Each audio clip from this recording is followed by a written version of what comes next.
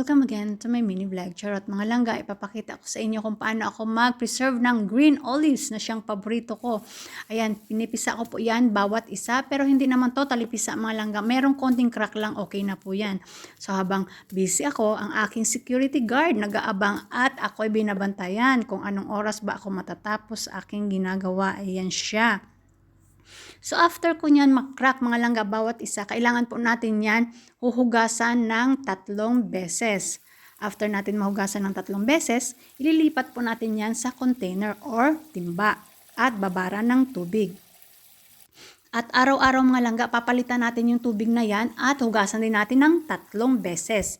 Ayan, pagkatapos, after 3 days na po yan, malinis na siya. Ililipat po natin yan sa malinis na container at magbabad tayo ng asin. At yung binabara natin ng asin kasama yung tubig ay siya nating ibubuhos dyan sa ating olives.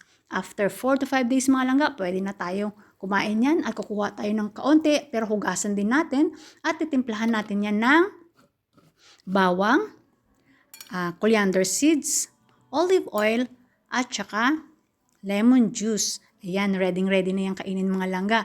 At syempre, di pwedeng masira yan, kaya kailangan natin ililipat sa kaunti o maliit na garapon at kainin natin araw-araw. Napakasarap mga langga. Paborito ko talaga to sa breakfast. Ayan. Thank you all guys for watching. See you. Bye!